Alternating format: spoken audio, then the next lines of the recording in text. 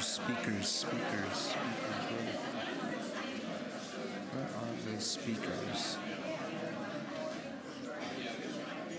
Oh, they're the speaker. I really don't know. Where's the man? Oh, there he is.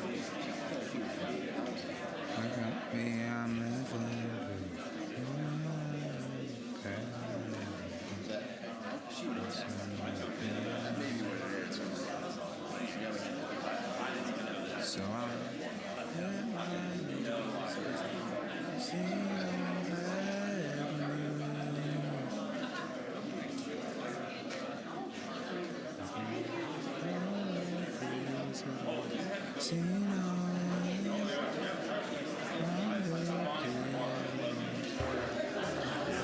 Good evening. Welcome, everybody. All right, we'll try this again. Good evening. Welcome, everyone. Welcome to our February 11th Waxhaw Board of Commissioners meeting. Tonight we have a very honored guest performing our flag ceremony this evening. So we have a honored color guard this evening from Scout Troops 19 and Scout Troop 120. So please rise for the presentation of our colors. Or did I spoil that first line? I'm sorry.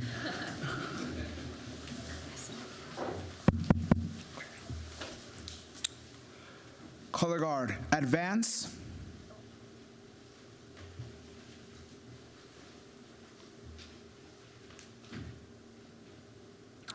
Color guard, post the colors.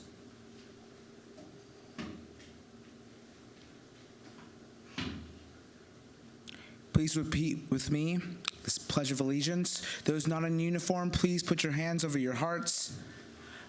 I pledge allegiance to the flag of the United States of America and to the republic for which it stands, one nation, under God, indivisible, with liberty and justice for all. 2. Color guard dismissed.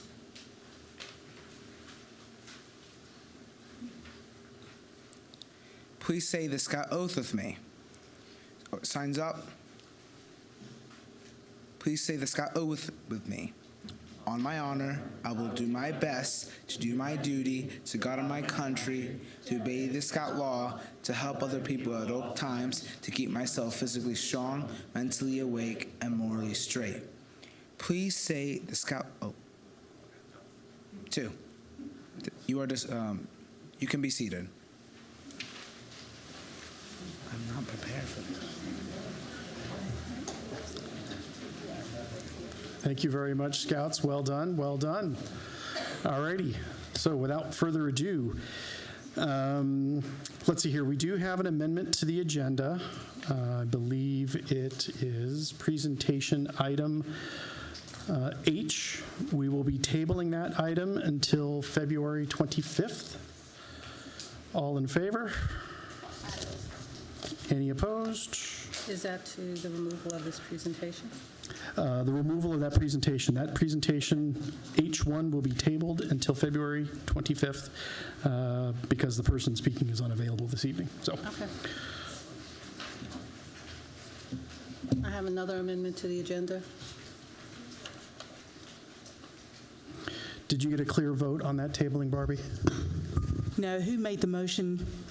Can I get a motion to table item H1? So moved. All in favor? Aye. And H1 is now tabled. Any other additions, changes, or recommendations? Item E, board staff assignments to be removed from tonight's agenda until the rules of procedure have been updated and the item is properly indicated as per the board's direction. So the goal would be to have the board's, the rules and procedures updated before we even attempt this item. Is that Yes. Yes. Okay. Yeah. I have a question. Barbie, can that be done before we discuss the procedures? This item would be placed under your order of business. There is a segment under agendas that allows a commissioner to add anything to the agenda, and then a explanation as to why that's being added. So it's not prudent to have the rules of procedure amended before you add this item, but if you would rather take it off and discuss it further, then we can do that as well. Okay. So the intent of this item was to take it for a test drive tonight before we altered or adjusted the rules and procedures. We didn't understand So, that to be what was happening. I'm just saying that was the intent. So if it needs to be brought in, Barbie, as a test drive, that would be done in, it sounds like, as a, what type of item again? It would just be an item that one of you would present, just like it is on here as order of business. And you can try it and see if you like the format. If you don't, then we can wait and see how you want to move forward with it. So would you like to get further clarification on what this is about before we try it out? I would like to have further discussion with the board members as to how it is actually worded before we try it out, so that it is more in line to what we discussed at the retreat. Certainly. And if this isn't meeting your expectations of the retreat, I certainly understand the need to cover it with a little bit more detail and discuss it for further clarification. So I think that's fine. So can I get a motion then to remove item E1 from tonight's agenda? So moved. All in favor? Aye. Aye. All opposed? E1 is now stricken from the agenda, as well as H1. Any other modifications, adjustments, or amendments to the agenda? Hearing none, can I get a motion to adopt the agenda as amended? Motion to adopt the agenda as amended. All in favor? Aye. And this agenda is now finally adopted. Thank you very much. Alrighty, next item would be general public comments. Let's see here. General public comments are public comments that are limited to 3 minutes in span. They're to be addressed to the board, and we do ask that they remain civil and polite and addressed to the board as a whole and not any individual. Looks like we have only one person signed up for general public comments. So Terry Settle.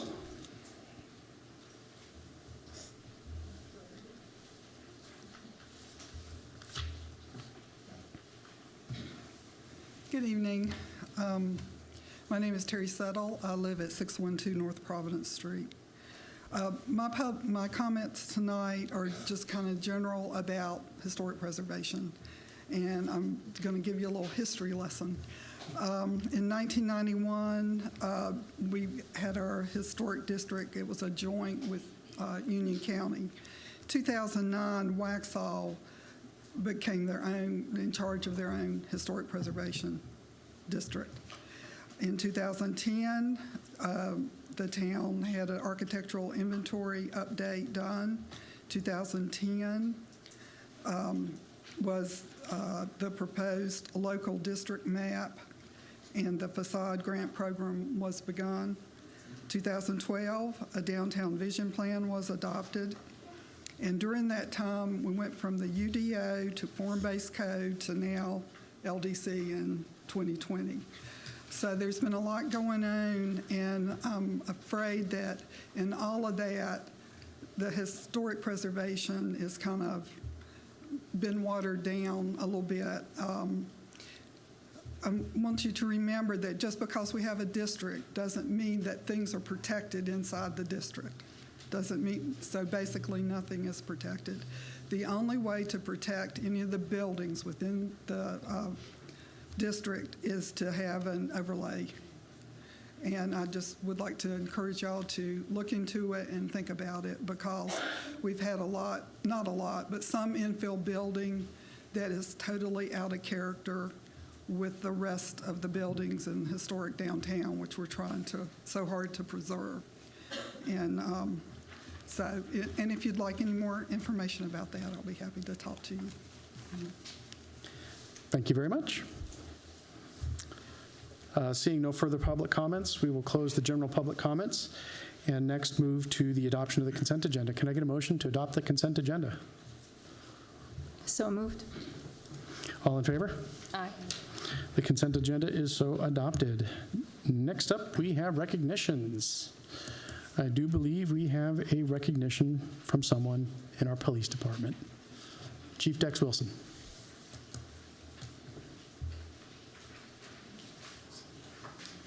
Good evening. So tonight we'd like to recognize two officers with the Waxhaw Police Department. The first is Sergeant Clint Whetstone. There you go. So Sergeant Whetstone began his career in October of 2017 with the Waxhaw Police Department.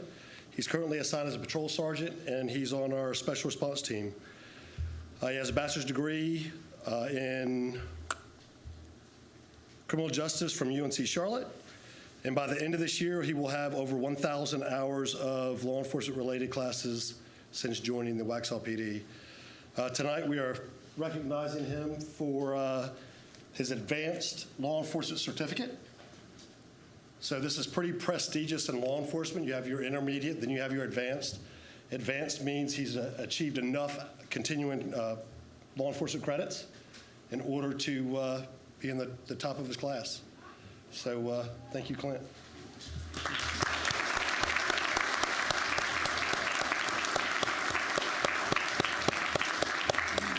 And next we have Officer Joseph Muha. Officer Muha has 9 years of law enforcement experience. He started his career at Roanoke City Police Department in Virginia in 2016. In 2020, he joined Charlotte Mecklenburg Police Department. And 4 short years later, he decided to come to Waxhaw, where he's been with us for 8 months now. He's currently a patrol officer.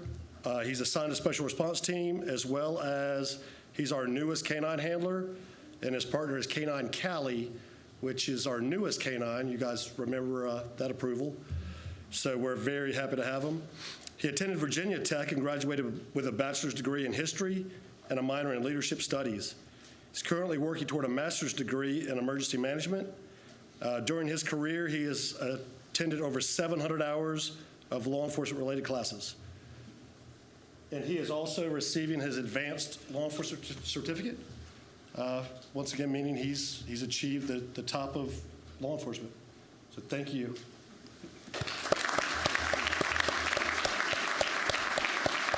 Thank you.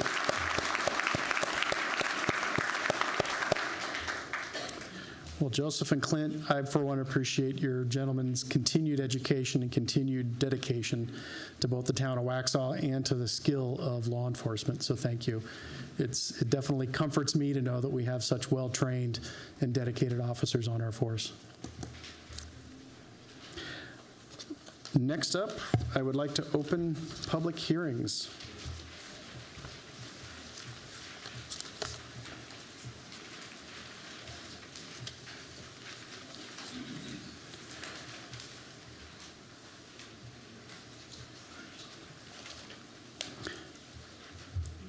Can I get a motion to open this public hearing session?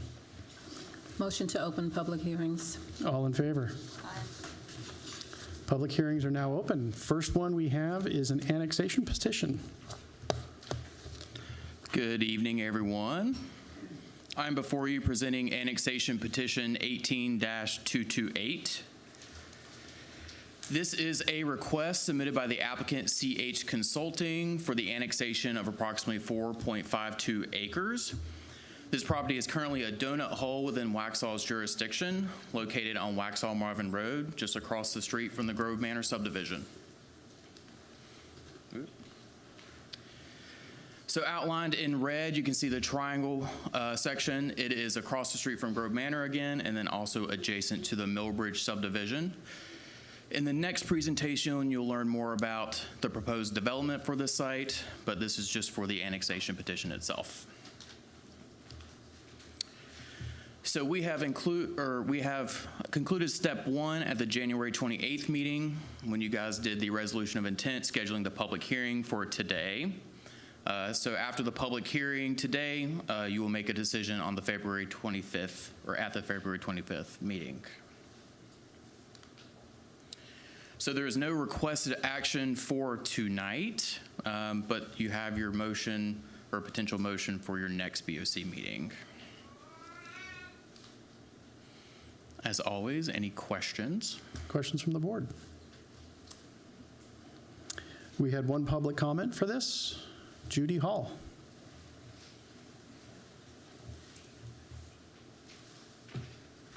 Hi, I'm Judy Hall, and I live in Grove Manor. As you saw on the board, I guess you call it, there was a triangle, a red triangle, and I understand that is the 4.52 acres that they're going to subdivide.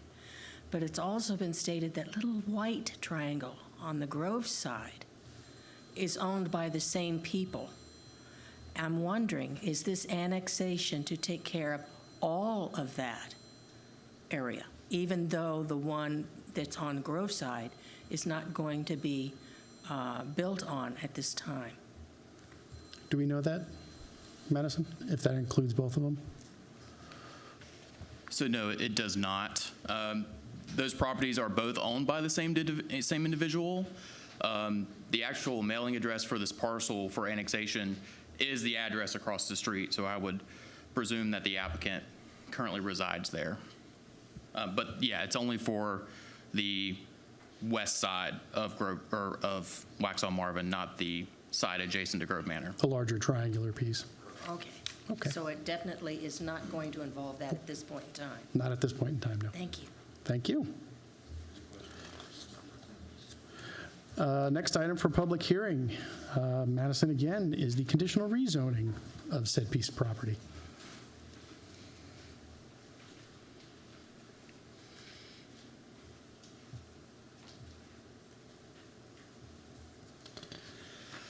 Well, good evening again. I am before you tonight to consider conditional rezoning petition CD 007-2024. This is a request by CH Consulting for the annexation and conditional zoning of those 4.52 acres you just saw in the last presentation. So this proposed development will contain up to 13 single-family detached homes, and I'll go through each iteration of the development through my next couple slides.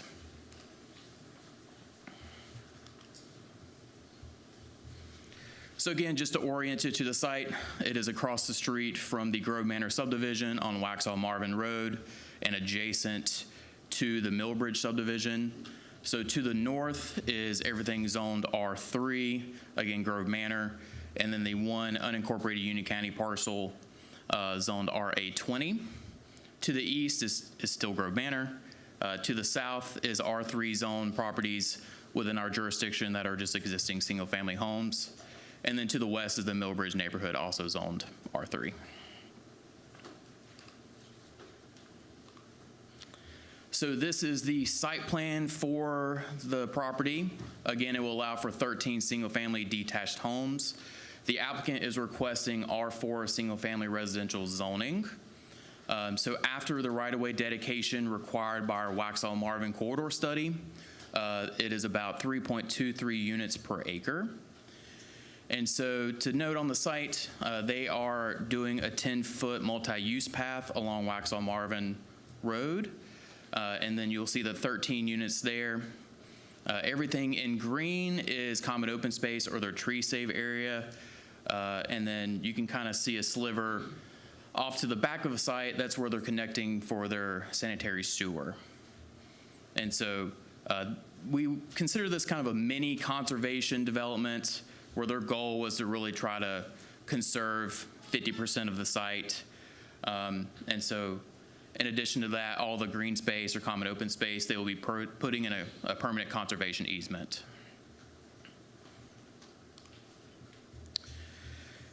And you'll notice a trend with this presentation. So our TIA ordinance was not tripped with this development, so a transportation impact analysis was not completed, with it only being 13 units. And the same would apply to our connectivity ratio. It typically requires 20 units or more, and with 13 units, it was not required for this. So for our open space, developments containing 25 or more units are required to preserve 15% of their interior site area as open space. So with 13 units, this requirement is not required. However, for all major subdivisions, we do require either a parkland dedication or a fee in lieu. So based off the acreage and number of units, they would be required to either dedicate 0.43 acres or pay a fee in lieu of $13,000 or $13,728. And the applicant wishes to pay the fee in lieu instead of the land dedication for this project. So developments containing 25 or more units are required to have a 25-foot undisturbed buffer. So with 13 units, this is not required. However, they are proposing a 30-foot undisturbed buffer adjacent to Millbridge and the southern boundary. And they are required to preserve 30% of the existing tree canopy.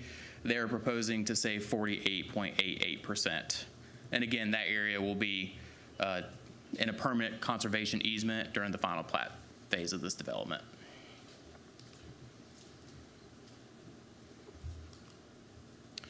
So here are the sample elevations that make up part of this conditional zoning packet. They will also be required to follow our Land Development Code Chapter 6 design standards. It gives some residential design recommendations. So these, again, will be included as part of the entire conditional zoning packet.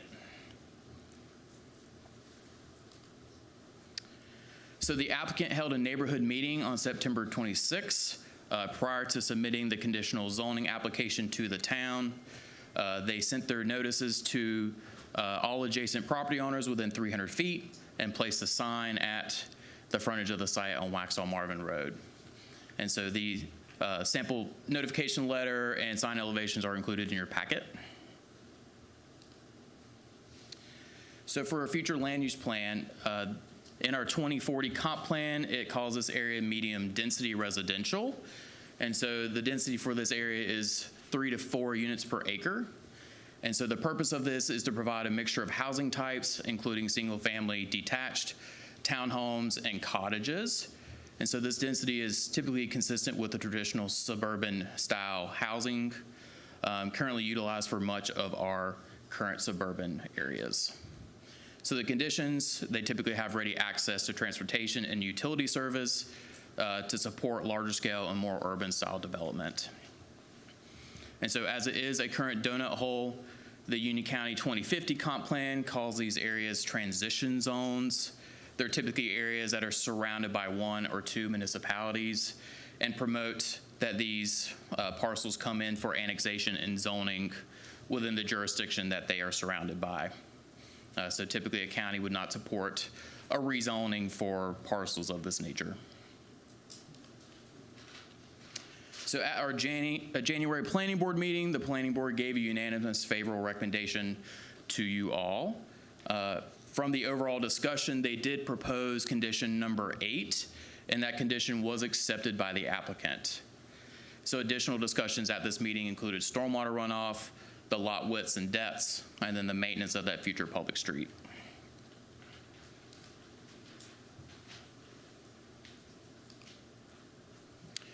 So this is a land use plan consistency statement for the next board meeting.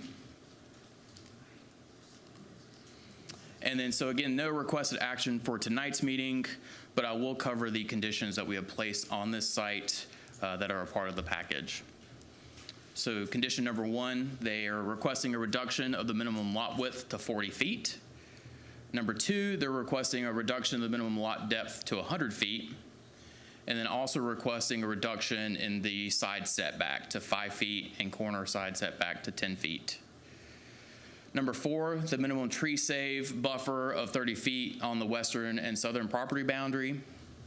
Number 5, no single family attached or townhome dwellings are permitted in this development. Number 6, any of the areas in the common open space that are disturbed shall be replanted in coordination with us and the Union County Urban Forester. Number 7, the developer or the HOA will be responsible for the maintenance of the street trees. And then number 8, from the planning board, the developer will coordinate with staff to ensure medium maturing trees are selected as the street trees, with the exclusion of willow oaks and red maples.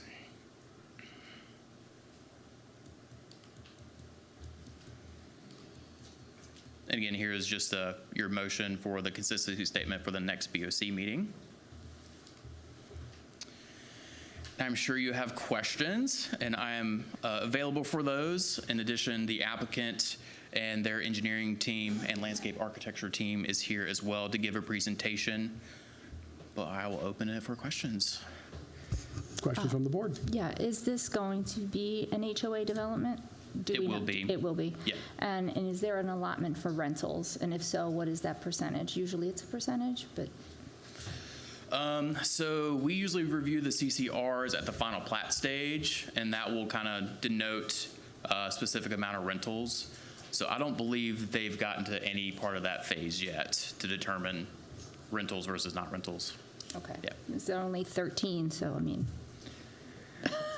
Right, yeah, I've seen some where it's a 20 unit and they don't allow more than 25% to be rentals, only 5. But this would be specific to their HOA and what they would deem appropriate. Okay. So the R4 was selected because it's over 3 houses per acre, right? Yeah, so without the right-of-way dedication, they were under the 3. They were at like 2.89.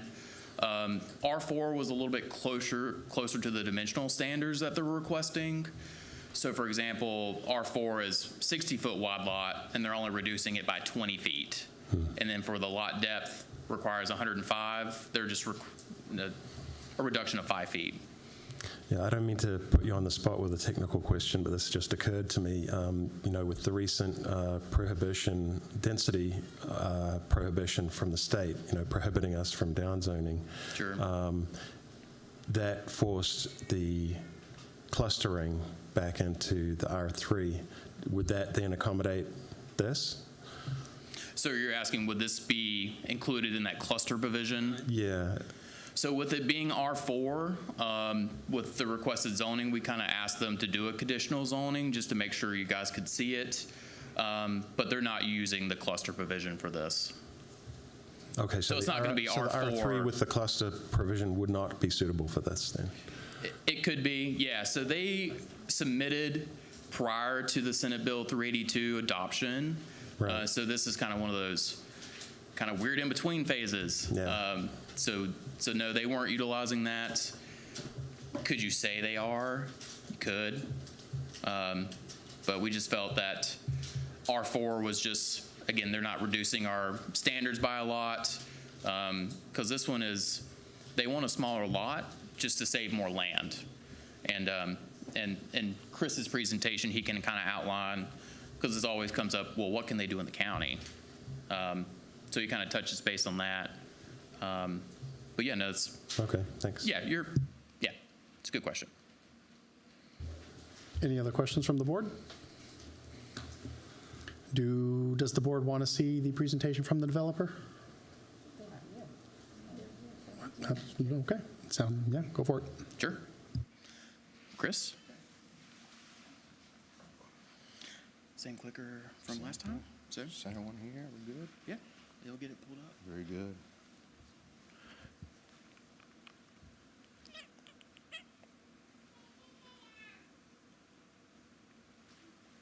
All right. Well, good evening, everybody. Good evening, Mayor and board and staff. Thank you so much for the opportunity to speak just briefly about this proposed development, Brindley.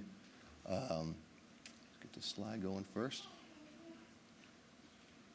Just a quick introduction. My name is Chris Hansen, and I will be the developer, and I am the applicant for this site. First came down to Waxhaw in 1996, so I've been here a while. I live now here with my wife, my 2 small children in the Barrington neighborhood, so I have a stake in this community. And I think anytime you have an opportunity to work in the town that you live in, that you love, you want to do everything you can to be a good partner to the town, but also minimize the impact to those mostly impacted, which are the neighbors of the site. So with me tonight are the engineers, Mark Keim and Mason Greason, and certainly they'll be available to answer any technical questions that I can't. So just to kind of start, I want to really just kind of explain the design process and why we decided to pursue a really conditional zoning and annexation. First thing you do is understand what you can do by right. So obviously this is a true donut hole. It's Union County, it's zoned RA20. In Union County, you have a lot of non-residential uses that you can do by right, and several, residential uses you can do, such as single-family housing. But you can also do manufactured housing, what they call two-home or duplex or townhome-style housing as well. After you understand the zoning, we really direct the engineering team to conceptualize what we can do by that, by right zoning, and see if it makes sense. And what you see now is just, again, kind of a concept plan, which is based on the RA20 zoning and based on Union County's ordinances. This is 10 units. It's 10 basically townhome units. Again, this is a viable option, but I think we quickly realized that this is not really the best fit for the community and where it sits in Waxhaw Marvin. So we decided, again, to work with the town and really propose a conditional zoning. So, what were some of the goals of our plan? Well, as Madison pointed out, this is kind of right in between that conservation. It was in a cluster. We had a couple different options. And we're really inspired by, the ability to save really half the site and, use a compact design. So with our site, we're protecting nearly 50% of the entire site. So I think everybody, when you drive by a site and it gets completely clear cut, living in the town, you really don't want to see that happen if you don't have to.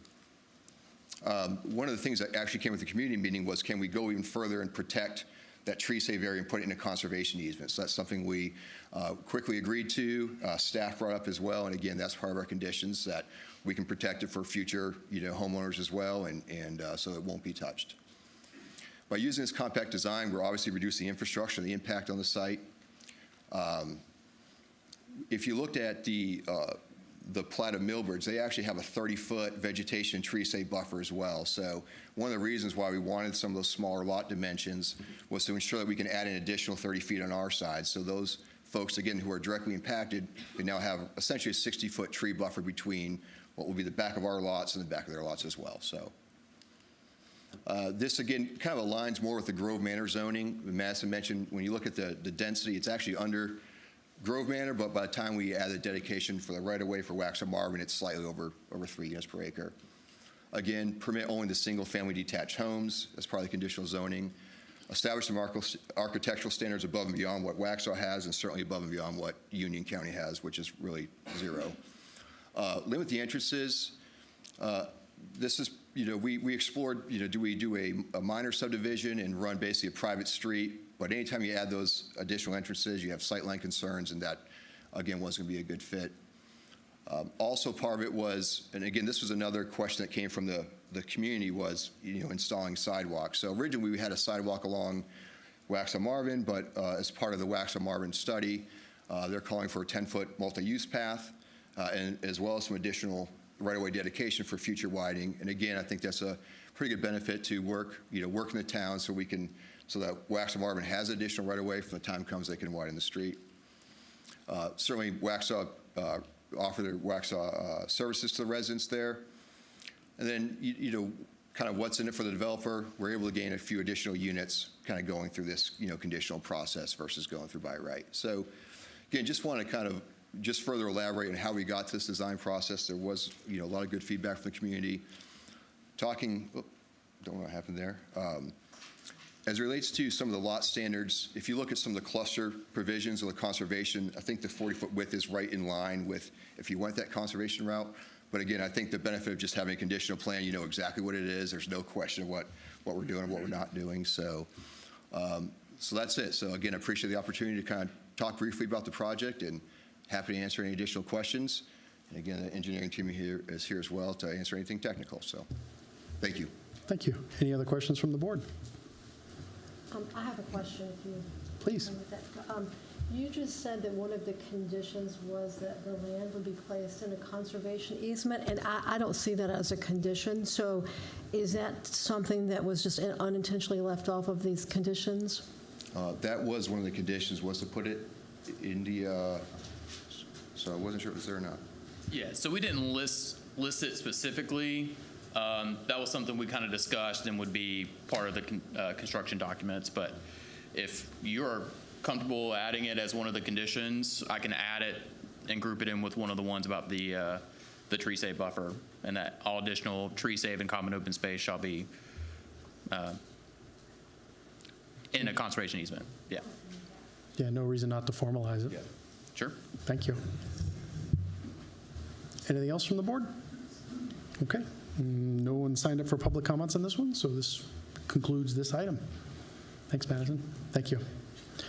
Next up will be text amendment for greenways. Madison Miller. Figured we'd group them together and didn't want to walk to the back of the room and back to the front again.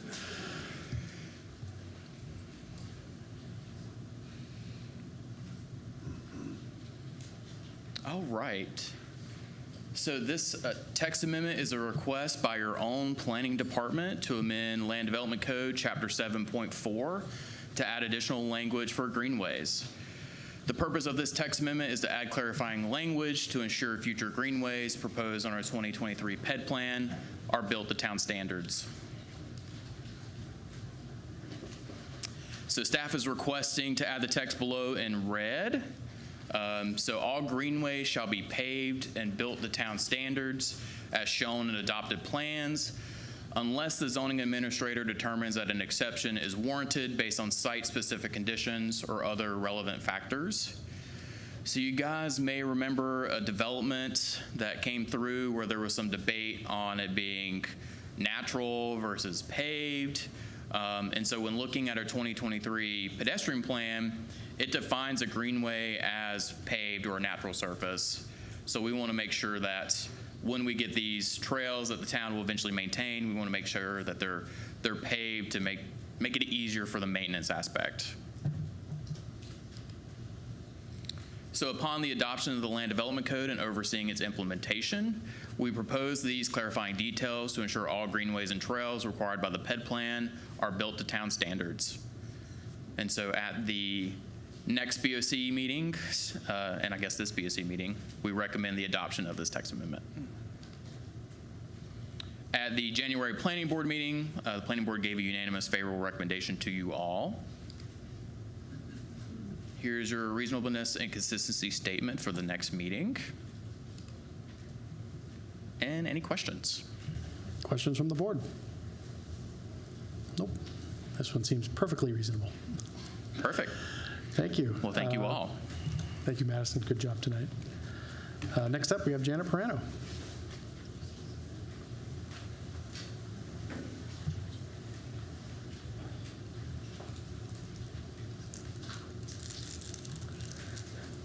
Good evening.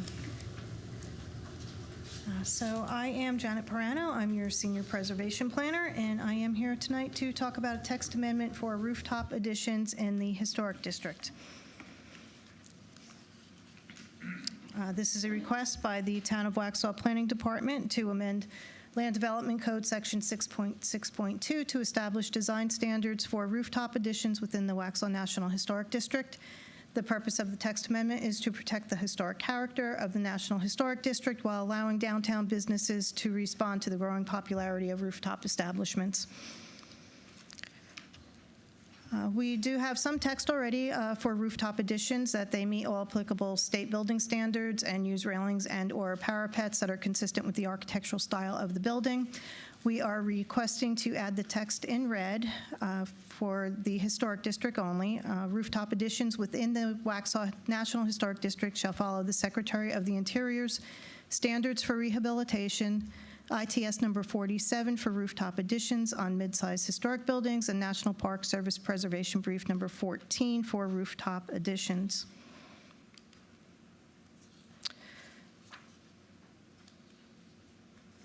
The Secretary of the Interior standards for rehabilitation are the 10 commandments of historic preservation, and they are guidelines for making decisions for historic buildings. The applicable standards for rooftop additions include number 2, retention of historic character, number 5, preservation of distinctive features, finishes, and craftsmanship, and number 9, compatible new additions or alterations.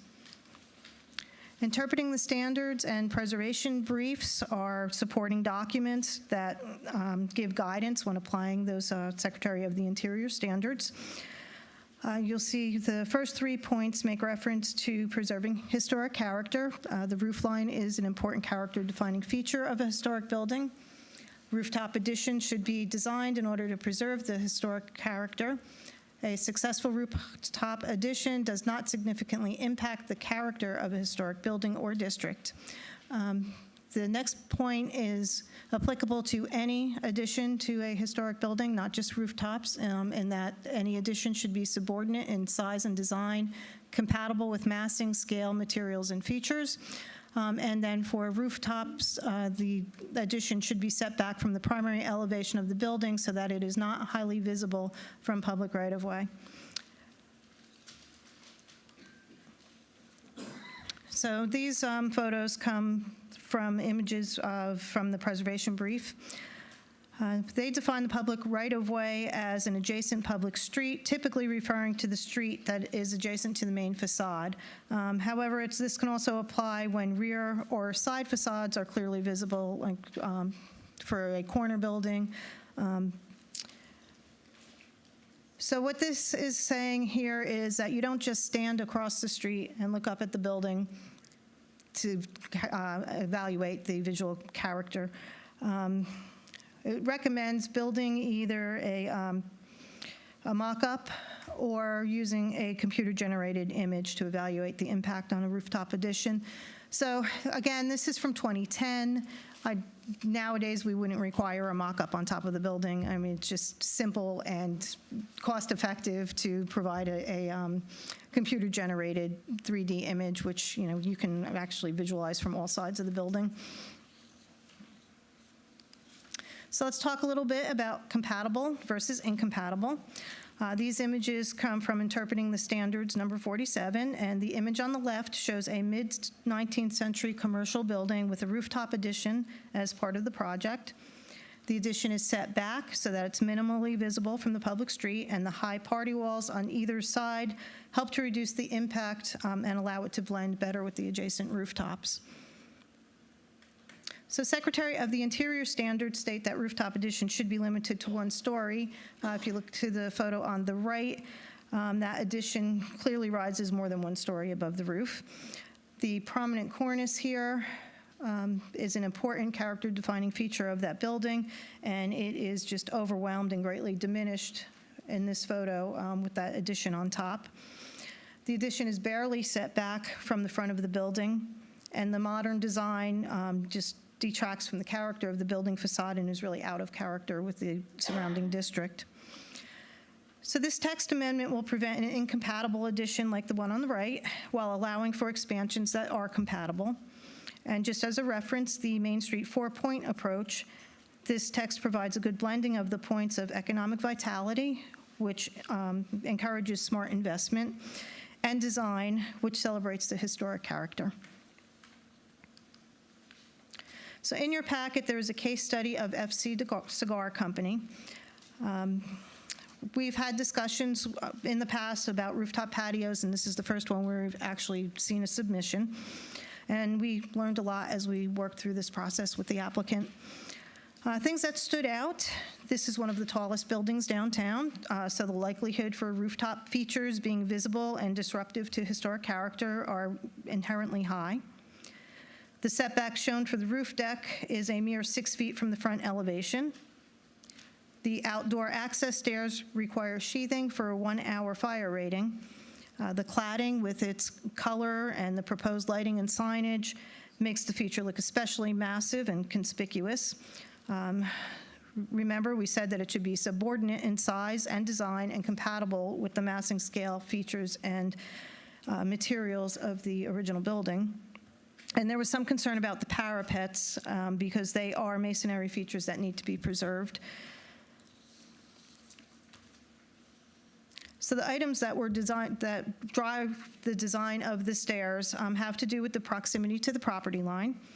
There is only a little bit over 7 feet to work with to get a staircase in without the need of a rated enclosure. By code, if the stair structure is less than 10 feet from the property line, it needs to have rated protection. So that's the reason for that enclosure over the staircase. Other existing elements that impacted this design are that the loading dock here is in the middle of the building, which pushes the stair location closer to the property line. And to the left of the loading dock, you'll see the electric meters and power lines that run to the building, and the relocation of those elements is not feasible when trying to accomplish the least impactful changes to the building. So in this case, the project visually happened solely at the back of the building. The impact from the front wasn't that impactful, and they couldn't be avoided because of the fire-rated staircase. So I have to say the FD Cigar Company design team and business owners were incredible to work with. They understood the sensitivity of working with historic buildings and the importance of preserving the integrity and look of the building. And after a collaborative process, these are the plans that were submitted and approved. There was concern that this amendment may limit the square footage available for the business to expand. We found that the limitations of the net square footage were not due to design requirements from a historic preservation standpoint, but rather due to building and fire codes.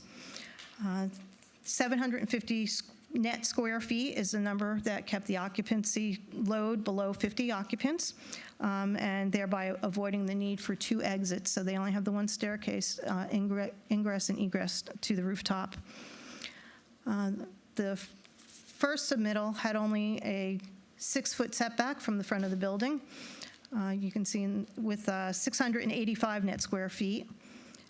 So when we had concerns about visibility from the right-of-way in the front of the building, the redesign resulted in moving that setback back to 12 feet, but the redesign also allowed them to move around their seating area and increase the net square footage to 747 square feet. So working with them actually provided better visual aspects for the building and increased their allowable square footage. The brick cladding over the stairs, well, it still towers over the building, but it does blend better and doesn't look as massive or overpowering as it did in the original drawings. So it was a collaborative effort. We want to encourage development and business expansion downtown while still maintaining the historic character of the buildings. The Planning Board considered this text amendment at their January 21st meeting and voted unanimously for a favorable recommendation. There were some concerns raised and direction given from the Planning Board Chair. He wanted to see the ability for the Planning Board to work with the Historic Preservation Commission to provide input on similar projects like this downtown. Staff worked with our town attorney, and she has confirmed that additions are administrative decisions made by staff, and they do not go back before the Planning Board. And they're also not reviewed by the Historic Preservation Commission because our National Historic District doesn't offer protection to buildings. It is kind of an honorary thing to be listed on the National Register. It does not provide protection for buildings, does not require adherence to design standards. So the only time that HPC has jurisdiction over design standards is if the structure is a local landmark or if they are receiving a facade grant from the town. And then the other direction that we received from the Planning Board Chair was to research requirements for safety barriers and/or setbacks inside of rooftops, and those requirements are mandated by the North Carolina building codes and would be handled by the building inspectors. Let's see. And one other comment that I have is that I did receive a phone call from a building owner from downtown who was concerned about not being notified about the text amendment. So notice was done in accordance with State Statute 160D, which requires 2 publications in local newspapers.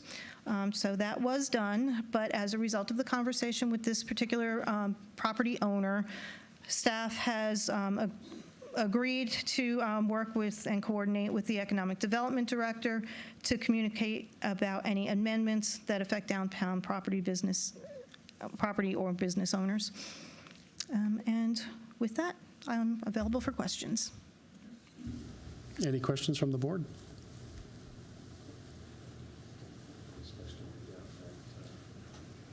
Oh, well, we'll do that for the public comment. We have two. No questions from the board, so we can jump to public comment. Okay. I had one question, actually. Was there any discussions or have there been any considerations that the brick facade around the staircase would include windows so it doesn't look like just a brick tower? You know, I don't know that it's allowed to have windows because it's enclosed for fire rating. For fire rating? But that's something I can ask the Okay, fire marshal about. cool. Thank you. Design question, sorry. Okay, so up for public comment, we have Terry Settle.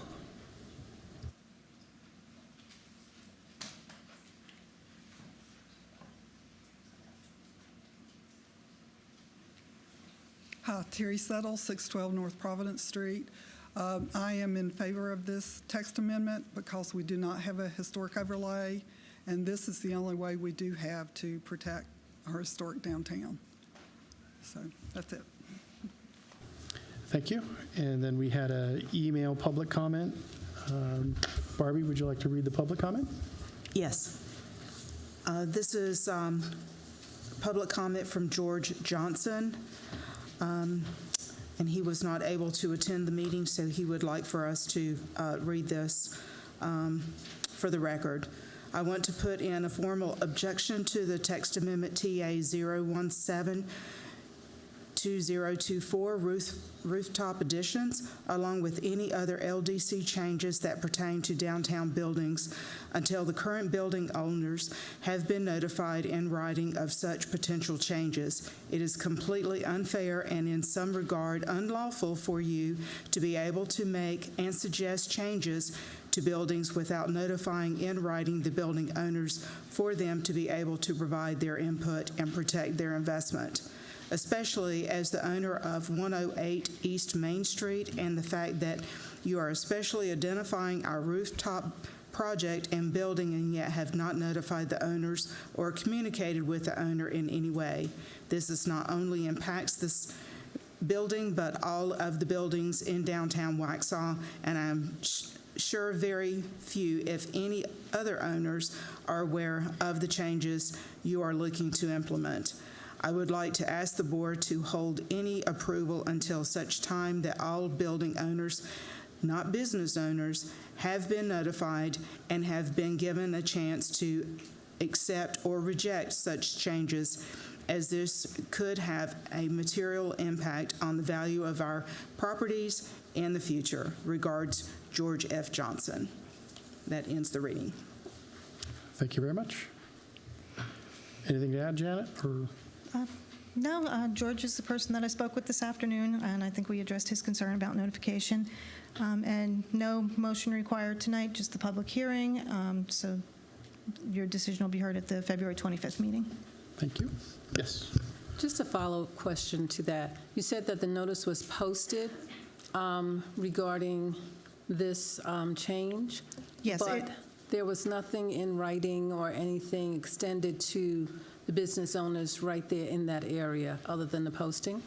That's correct. The state statute requires that notice be published in the newspaper twice, and we did that.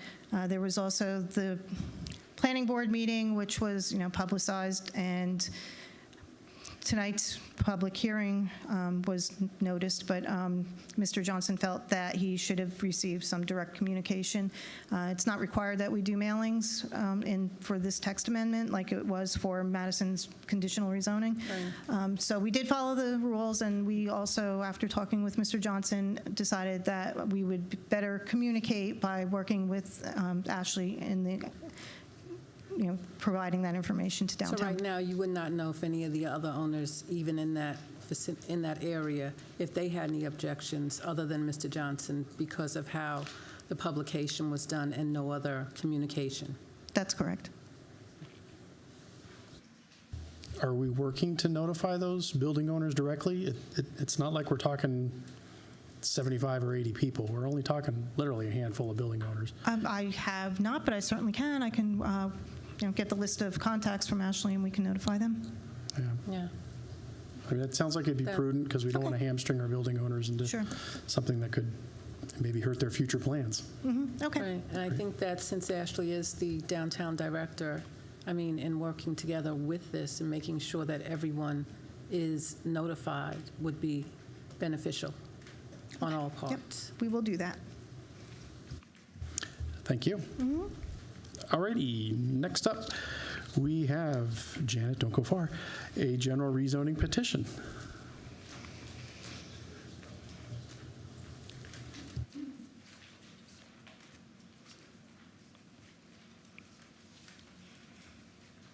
Okay. So we have actually two general rezoning petitions. I have combined the petitions into one presentation. They are the same property owner, adjacent properties on the same street, requesting the same rezoning. So these petitions are requests by applicant Chris Goodwin for rezoning map amendments for parcels 05113, 051B, and 05113, 051A from R4 residential to TC Town Center. The properties combined are approximately 0.579 acres located on the west side of North Providence Street between Miller Drive and Old Town Village Road. The maps on the screen will orient you to the locations of the property, again, on the west side of North Providence Street, and they are just south of that Monarch Town Center. Both properties are currently zoned R4 and are located within the Waxhaw National Historic District. 501 North Providence is the parcel to the north with a single-family home. The home is the John Davis House, constructed circa 1900. It is listed on the National Register of Historic Places as a contributing structure to the Waxhaw National Historic District. John Davis served as Waxhaw's first depot agent, and Davis family members occupied the house until the late 1980s, and members of the family still reside in Waxhaw, and I'm sure you are all familiar with Miss Judy Davis. 415 is the vacant lot. Properties to the north, south, and west are zoned Town Center, and to the north is the Monarch Town Center. Structures to the west are offices, and adjacent to the south, there is a vacant parcel. You may question why we have those two parcels zoned R4 in the middle of TC zoning. Before the adoption of the LDC and the future land use map in 2021, there were focus group meetings held. The people on the east side of Providence Road wanted to stay residential. The property owner here on those two parcels, at that time it was one parcel, and that property owner had also requested to remain residential, so we honored their wishes at the time of the rezoning. Since that time, the parcel has been subdivided into the two lots, and the current owner is requesting the town center zoning.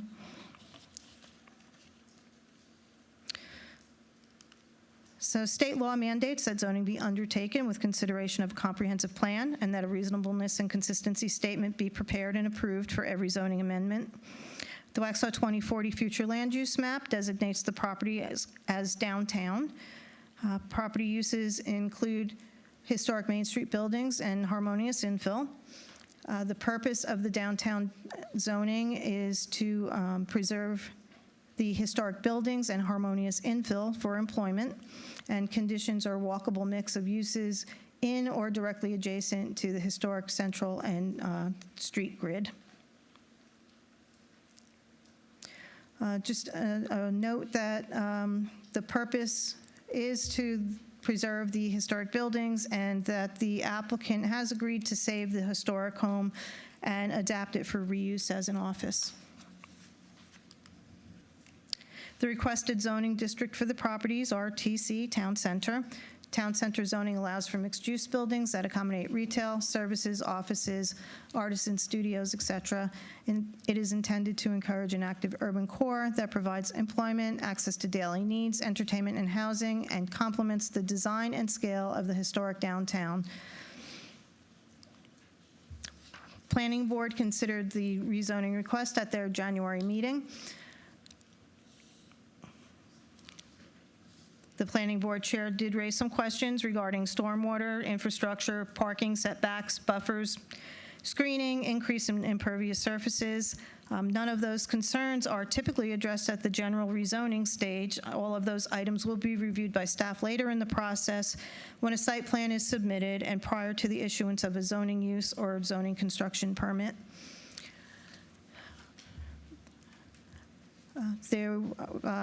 The motions were broken out, one for 415 North Providence, one for 501. The vacant lot at 415, there was a motion for a favorable recommendation of the zoning petition. That passed with 5 votes. And a motion for the recommendation of the reasonableness and consistency statement passed unanimously. And for the parcel at 501 North Providence, both motions for favorable recommendations passed with 5 votes. Tonight, no motion is required, and the motion and reasonableness and consistency statements are available there for your February 25th meeting.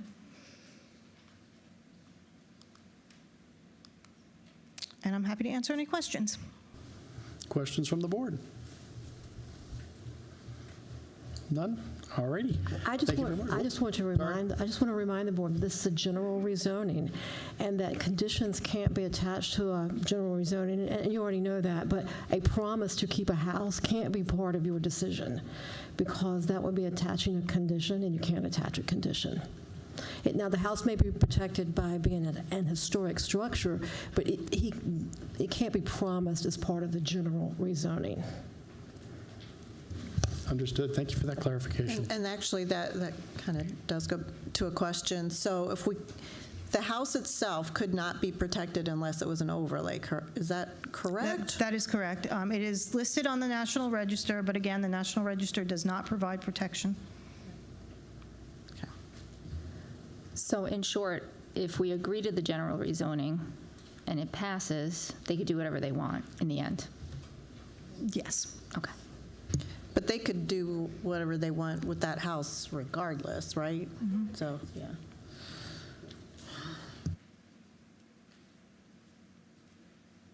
All right. Okay. Thank you. For another meeting.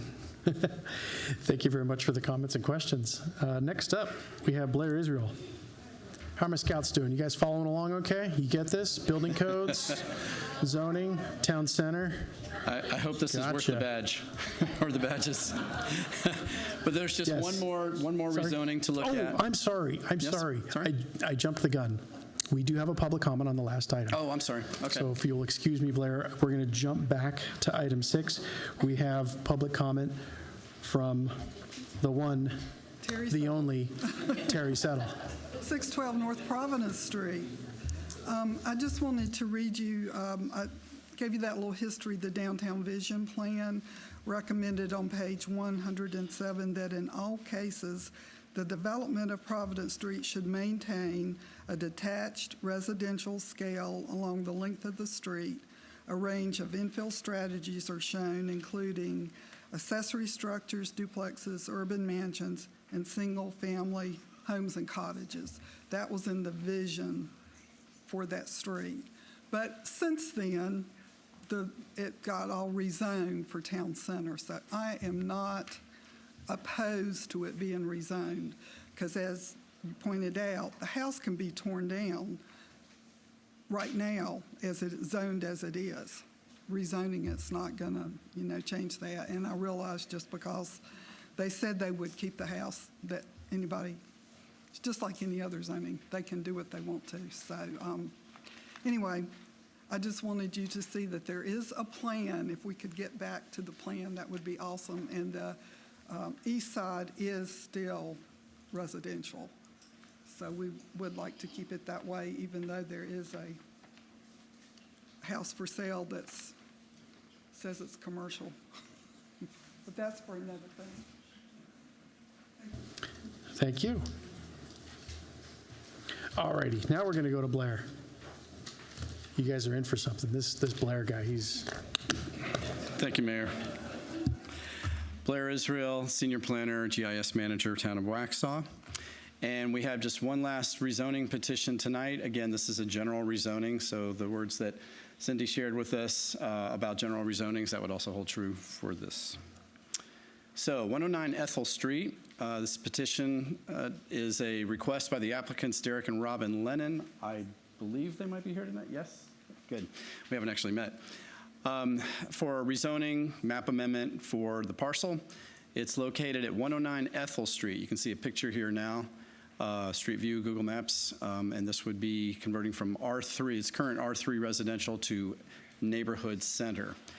The property is not a big property. It's approximately 0.16 acres. It measures 104 feet wide at the street, goes back 84 feet in depth. It's between Old Providence Road and King Street. It's about 1 block from NC 75. So on this map here on the left, you can see a little red chevron there that locates it. Just wanted to give you some context within the town. Downtown is in the upper left there. You can see the mill. You can see how NC 75 curves off, and then going a little bit further south on Old Providence Road, not too far. That's the property, and it's just one lot off of Old Providence. You can see there in the aerial that this is a relatively small lot amongst the others. Its zoning currently, like I said, is R3. You can see R4. You can see NC zoning directly north of it, but all around it is the R3 zoning. There's a little bit of R4 off to the west there on King Street. And for the mention was made earlier about the future land use plan and how that affects rezoning decisions. So tonight you can see just that where that white arrow is, where it says site. That's that little nubbin of mixed use property. Here the brown represents mixed use. And then from our 2040 plan, you can see what some of the principal uses would be for that, purpose, conditions. But mixed use, the way that's accomplished is through our neighborhood center zoning, or at least that's one way.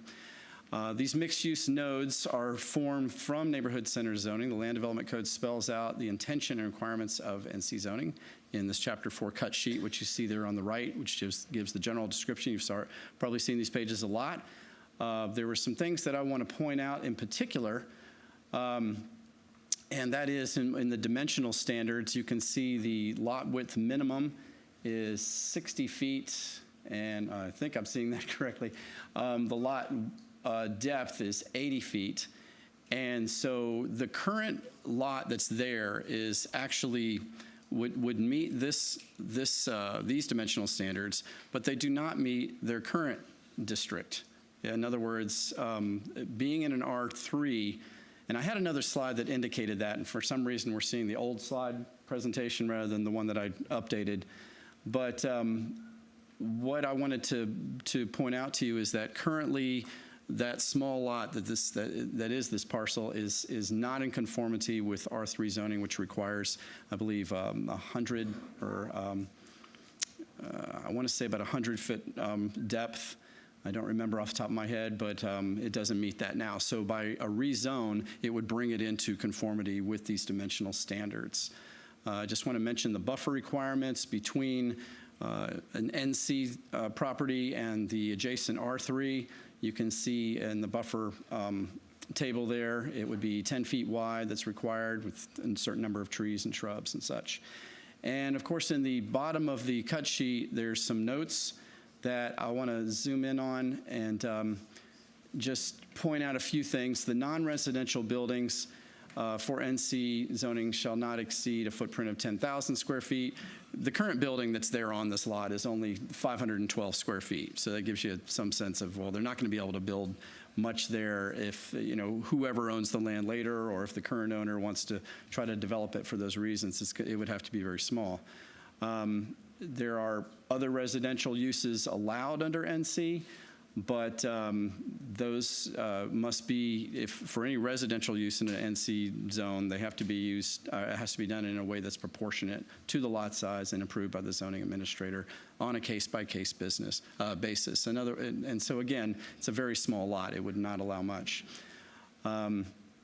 I did some math down at the bottom there for duplex, triplex, quadruplex, any kind of housing like that has that automatically kicks in a higher dimensional standards that that this lot could meet in terms of width, but could not with depth. It just doesn't have enough depth to do any of those types of residential. So on this slide, this just talks about the pedestrian projects that are around and what would be required here. I want to point out that the rule is that for new developments, they are required to build or fund sidewalk improvements along their parcel frontage. For a simple rezoning, if no new development was done, there would be no additional requirements. But if new development was done on that parcel, they would have to do the sidewalk in front of their building. And also the paragraph below that, I just want to point out that further improvements may be required if and when plans are submitted for approval of a more intense development on this parcel, but that would be dependent on the level of intensity of that project. So let's see. I have a consistency and reasonable statement for your consideration. There's no action required tonight. That would again be in 2 weeks. A lot of decisions to be made in 2 weeks, it looks like. So, and also that the planning board has reviewed the rezoning petition. They did that on January 21st, gave it a unanimous favorable recommendation. So I'm happy to ask or answer any questions that you have about this. Has there been any comments from any of the surrounding residents? No, they were notified, but we hadn't received any comments. Thank you. I'll just make the comment too that this rezoning, I think, makes a lot of sense because it's recognizing the existing use of the structure, which has been a long-standing use of this particular structure, if I'm not mistaken. So we're talking over 10 years, this has been a business, something to that effect. Longer, exactly. So yes, this just kind of brings the zoning up to its existing use. So.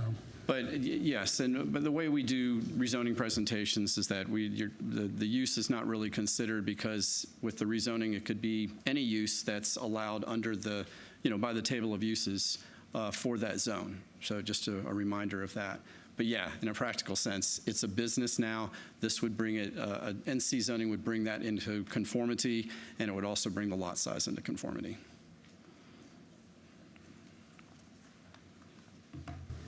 Any other questions, comments? No? Yes? Maybe? Okay. All right. Thank you very much. Thank you very much. There were no comments required or signed up for that particular item. And that brings us to the close of our public hearings. Can I get a motion to close these public hearings? So moved.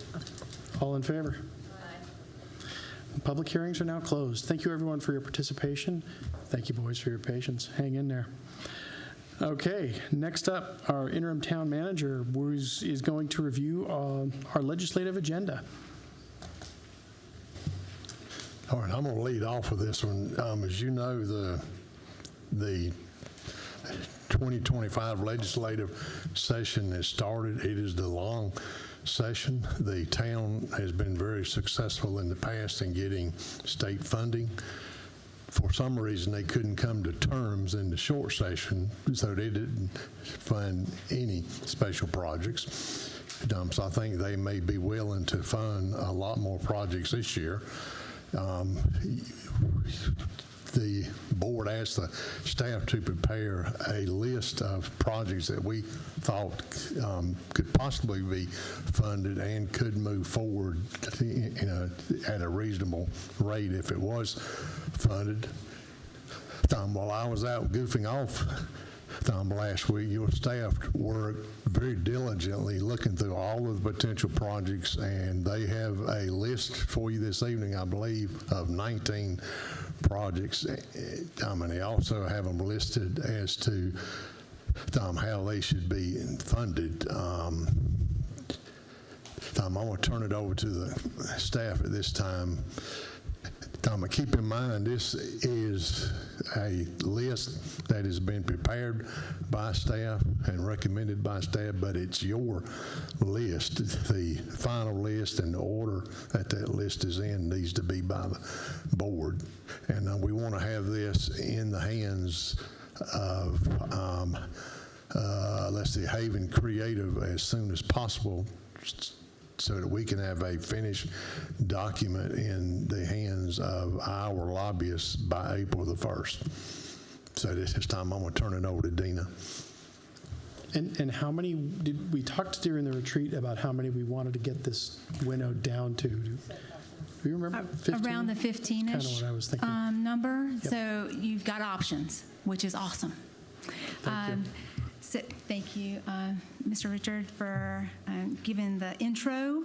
And as Mr. Richard said, this was a huge team effort with a lot of people in this room. Your team came together. We met after each retreat day to kind of put the bones of it together, gave it to Haven. They cleaned it up. We met again to make sure that everything lined up. We took direction from Ms. Conrad when she came in, and we looked back at the video to make sure that we were on point. And this is when it comes to y'all to basically give us direction of projects you like, something that y'all want to maybe put some extra to it, for us to make that pretty pamphlet for her to take and get us some funding for all these cool projects. Okay, so there's going to be a lot of tag teaming with my teammates. James and I have got a lot on here, but we also have, I think Dex is going, there's their teammates, love it. So we're going to get started. To give you some context of what, how we came up with it. So we went by the guidelines from Ms. Conrad when she was here, and she was talking in depth with y'all about what interest the legislators liked, and give you variety and some of their pet projects, and then a range of funding as well. So that's kind of how we came up with the list. So we went through that. We focused on economic development, public safety, sidewalks, pedestrian, families with limited resource. So a lot of those themes you'll see throughout the presentation. And of course, if you have any questions, ask us as we're going through it, okay? And then also give a variety of projects and funding. So considerations on how we came up, fine-tune the list. So these projects are on your CIP project list, but also going through what Ms. Conrad said at retreat, you're going to see a lot of engineering, Parks and Rec, police, and public services. These are shovel-ready projects that you'll see on there, like the key at the bottom of each one will have the department, the year, how shovel-ready it is, and the suggested rank of. But also, this is coming from us of like we already know we can get things ready, and because she also said a lot of now there's ways to upload more information on each project, and the legislators are looking for that. So they're not just looking for the pamphlet. They want to see, do you have your bids in? Do you know what the plans are? So that's part of our ranking system as well. Any questions so far? Okay, awesome. And remember, this was a total team effort. So at the end, we brought this to the forefront so you can understand what we're going to be asking at the end. That way you can have that listing in your head. And then also, like Mr. Richard said, we've got to get this in the hands of Haven to get it ready for Ms. Conrad so we can get her the tools she needs to get us some funding. Okay? First up, we have the Waxhaw Learning Center. This is a shovel-ready. We just got the bids back. We are vetting all those out, and we'll have that for you at next meeting, so you're aware of what all the ins and outs of that project. This is when it comes to education, technical skills, health and wellness. It hits a lot of boxes for our legislators, and this is a good feeling, give back to the community type project.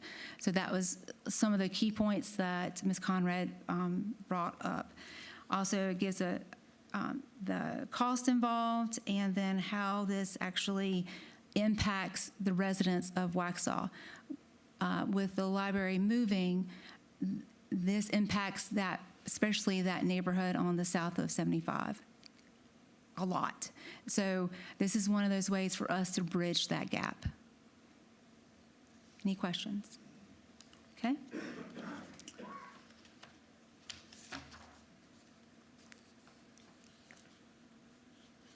I'm out of order. I was too fast. James, you're up. Good evening, Board. So the next one, this is the downtown Waxhaw roadway with emphasis on the pedestrian infrastructure improvements. This is a shovel-ready project. Suggested rank is 2. Estimated cost is about $2.5 million. The what, this will be sidewalk and roadway improvements for West North Main Street, North Church Street, Caldwell, and Broome Street in the downtown Waxhaw vicinity. And we will, the scope of the project will include widening those sidewalks, providing enhanced public safety and accessibility for residents and visitors, supporting our downtown Waxhaw businesses as well. Questions on this one? All right, back to Dina.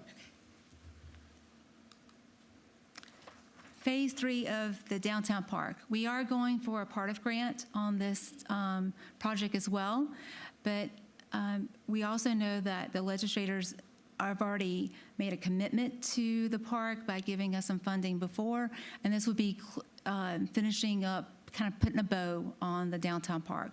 So again, this is something that they've already know about, I've already looked at, been to, so this could be another touchy-feely, let me help out the community on this area.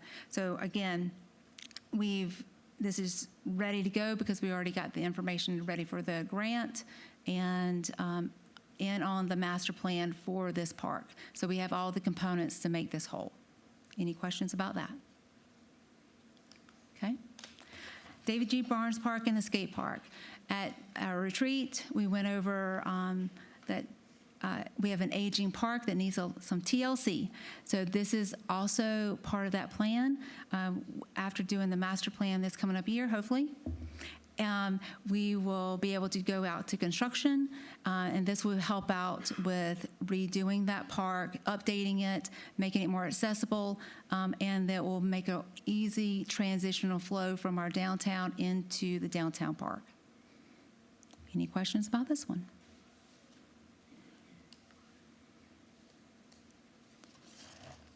I missed one. I am too fast. So this is the Helms Road Extension, Road Design and Construction, Waxhaw's proportional share. So the what of this project is, this is Waxhaw's funding portion to build a new regional infrastructure improvement that ties into the new railroad overpass to ultimately divert traffic and protect our historic downtown commercial district. The why of this project is that it will provide relief for traffic congestion, improved pedestrian and commuter safety, as well as increased economic development opportunities, as well as improved freight mobility, especially pertaining to the railroad there. Some key highlights to point here as far as shovel readiness. This is coming to CRTPO for information this month, and then ultimately for action. This project currently ranks the highest project within the region from a transportation standpoint, and that's throughout Union County, Mecklenburg, and Iredell counties. So this is a great project to promote that public safety aspect as well as to connect to those economic development corridors. Estimated cost for our proportional share is approximately $5.7 million. Questions on this one? And just to clarify, you're saying our proportional share, meaning we've got the grant for the other half, we're just trying to get a grant for this half. That's correct. Yep. So the other half, Waxhaw is anticipated to receive approximately another $4.9 million from CRTPO to complete the project. All right, back to Dina.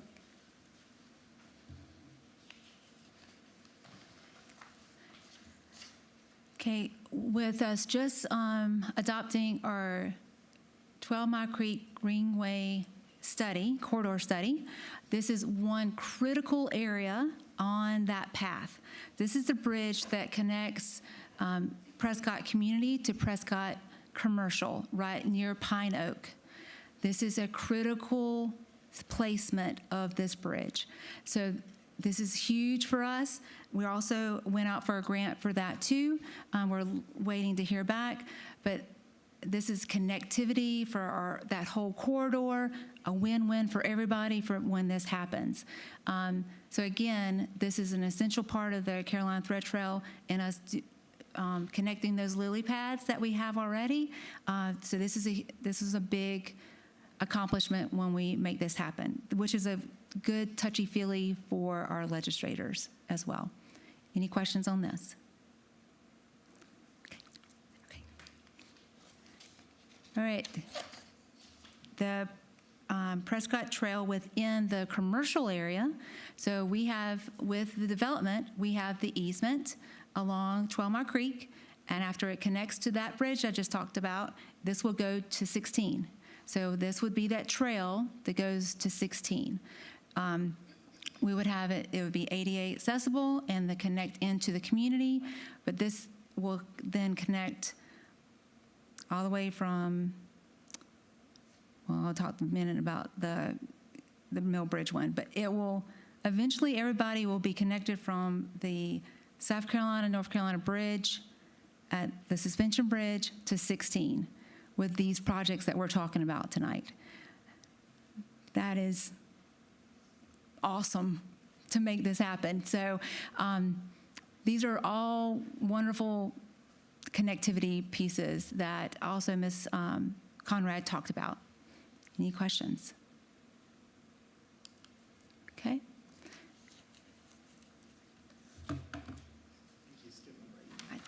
Dang it.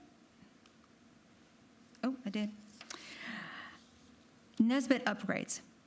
We talked about this also at retreat. What it did is combine a few of those safety concerns that we talked about and put it into one little package. So those are those safety concerns. The lighting, the cameras, to make sure that we are making sure all of our kiddos get back to their car safely when the big lights go off. So we've already talked about where those were at.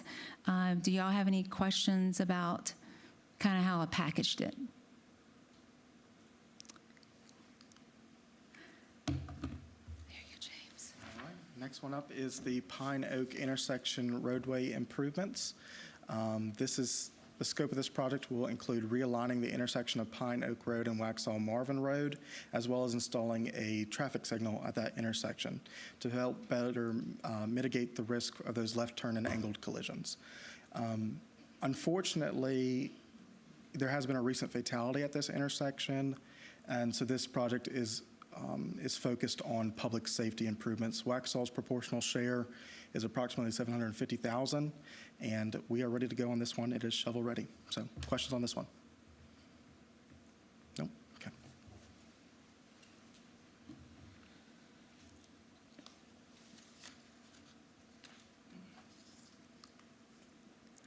Okay, the recreational barn. This is also a infrastructure. The legislators already given us funding for this this amenity. Again, this is kind of putting a bow on getting those things that we did not able to accomplish with the first inclusion of construction.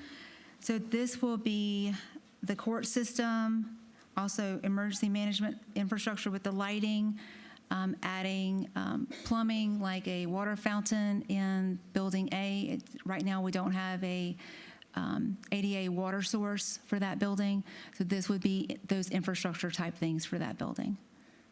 Any questions? And again, shovel ready.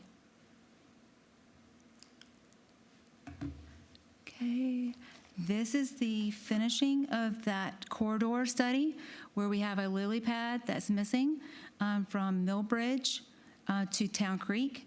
Right now, it is a wonderful soggy walk in the woods, and this would upgrade that so we can actually have an ADA-approved trail, greenway through the woods to get you from Millbridge safely to Town Creek, and then we'll get you safely across under the bridge when that gets done, and then we'll get you to 16. So these are all cool things that are happening with that corridor study.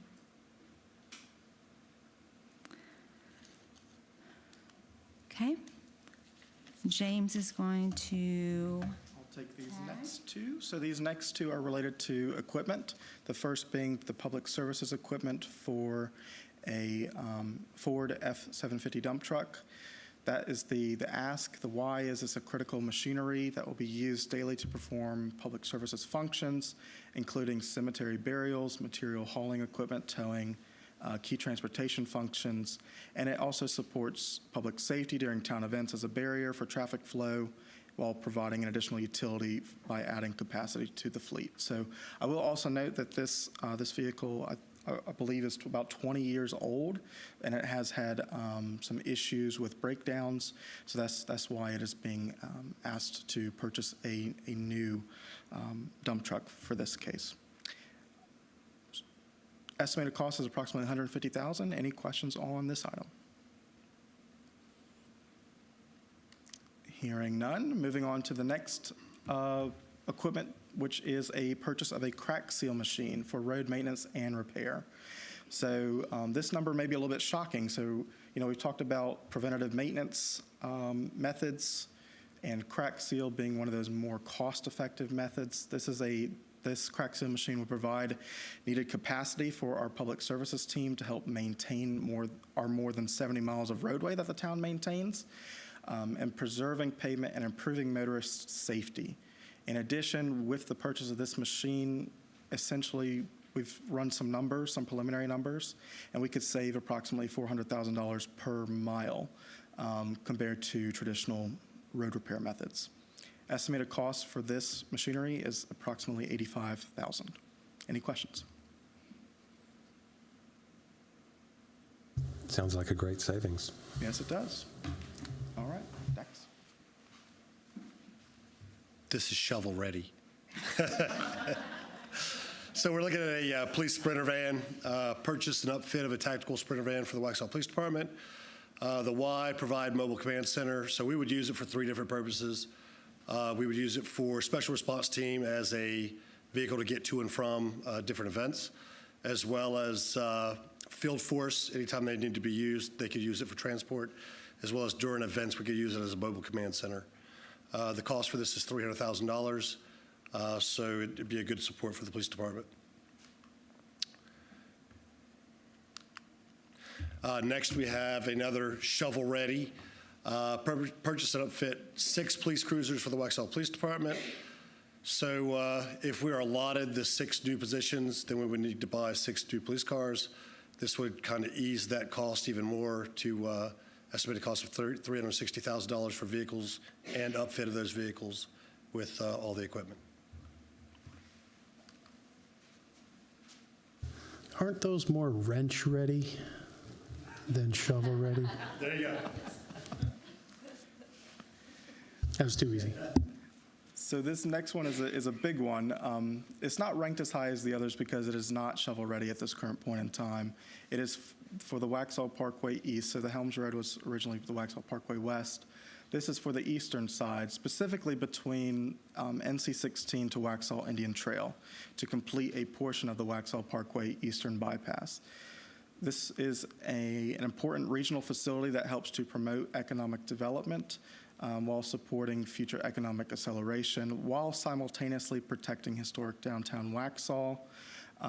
It additionally provides public safety improvements to support emergency service response times, pedestrian walkability, connectivity, and as well as improved freight mobility. Suggested rank for this project was 16. That's much lower than the other ones. That's based upon the shovel readiness. Estimated cost for this project is approximately $30 million. Questions?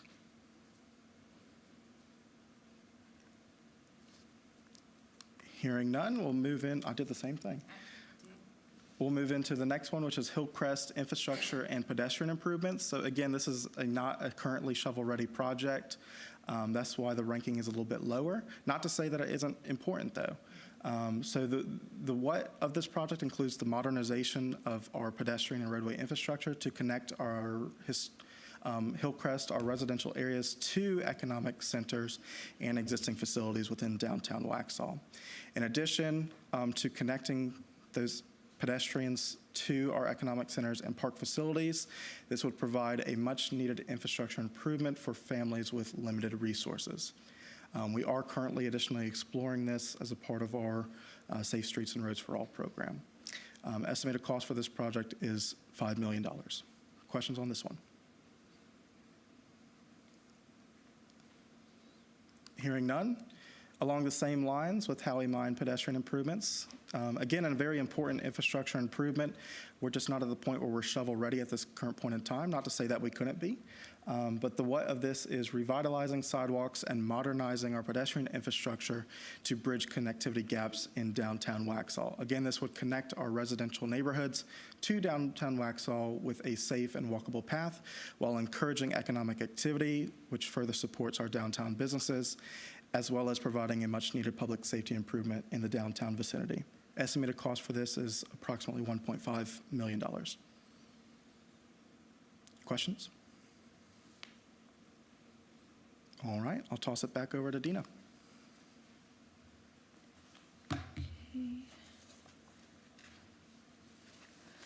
So like what James was saying, the ones that are closer to the bottom are not shovel ready, but we felt that they needed to be on the list for y'all's considerations. And this might be a good way for Ms. Conrad to kind of plant the seed for future also. So land acquisition for a community center that's on the master plan, park master plan. And looking at facilities to meet those needs for our citizens. Again, this is a future, and we would say that a lot on there. Any questions about that? No, go ahead. Were we not designating this property here for a community center? Right, the land right over here when you drive in? So it was designated for a future expansion.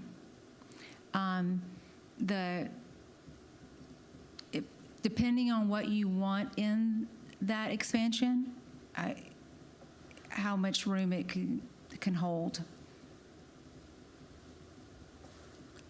And when we had the rec barn that we spent all the money for, wasn't the rec barn, when it was presented, talked about holding community? Can you bring that? Where's the screen? Screen is gone.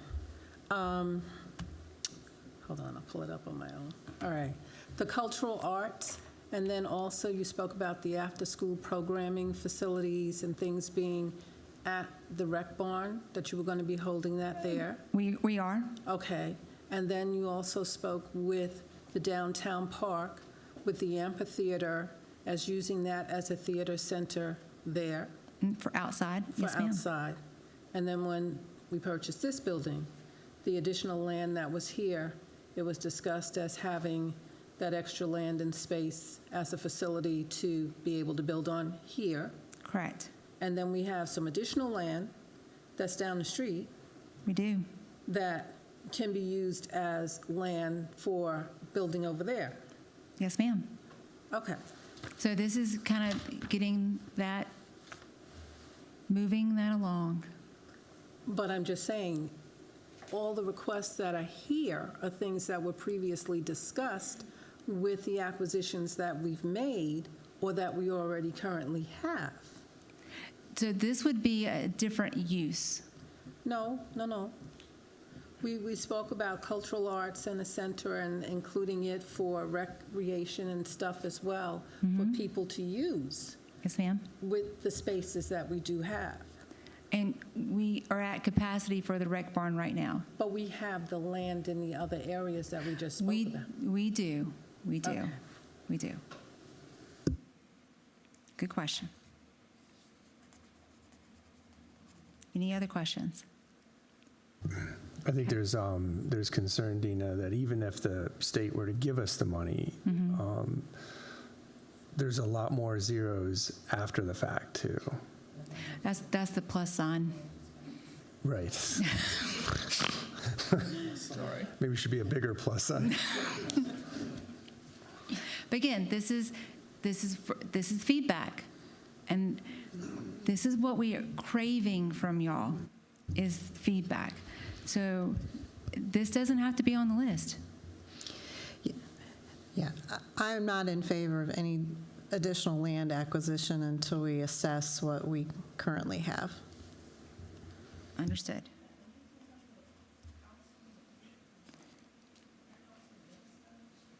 Okay. Yeah, maybe we need an inventory of what we have. And I'm sure you have that somewhere, but Yes, maybe ma'am. we need access to it so Yeah. that we can see what we can utilize and, do it with what we can. And perhaps, we have the new Waxhaw Learning Center that you're working on that will provide some of those services. It'd be nice to contain everything in one place, right? But sometimes we can't get what we want, and I understood that. we just have to deal with what we have. And you guys are great at making that work. I guess one of my questions was, because of the investment in that Waxhaw Learning Center, is there a way to move up the Howie Mine sidewalks on the list? Would that make it, not that it would be more shovel-ready, but would it be more attractive to getting money from the state if you could connect that need of that area to the Waxhaw Learning Center? And because there are, during the election, I almost got killed. Going Hillcrest door knocking doesn't on have that any. street. Yeah, Hillcrest doesn't have any sidewalks, and Howie Mine is in desperate need of repair. And so I know it's been on the list for a long time, but maybe with the Waxhaw Learning Center coming to fruition, they may be more inclined to move that up on the list somewhere. Okay. Just a thought. Well, that's great feedback to tell Ms. Conrad maybe to do some comboing. Okay, so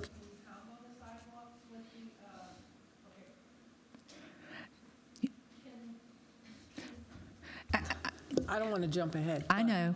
Let me finish this one little bit, and then there's a list that we can start connecting dots.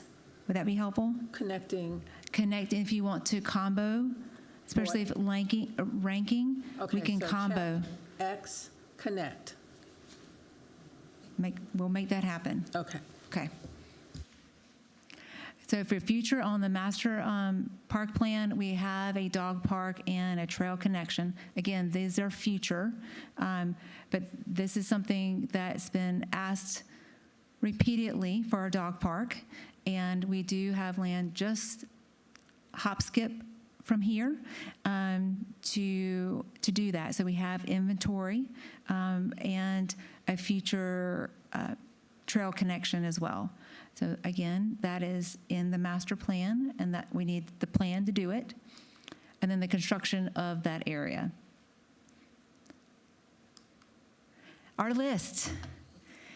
Okay, so what you're seeing is basically the presentation list and how we racked and stacked. Again, this was a team effort with your engineering, planning, business development, public services, PD, because we're listening to Ms. Conrad and basically said, give a combination of projects, give a combination of funding, and so that's kind of what we did. We racked and stacked. Now it's time for y'all to give us some feedback on if we need to look at combining. I think the combining of the sidewalks closer to that connectivity to the Learning Center is a great story that we can tell, And also, that meets a lot of, when she was talking about connectivity, greenways, and sidewalks, that helps bring people who do not have transportation outlets to walk safely to an amenity. Okay. Y'all ready? Come on, guys. We got you. Come on.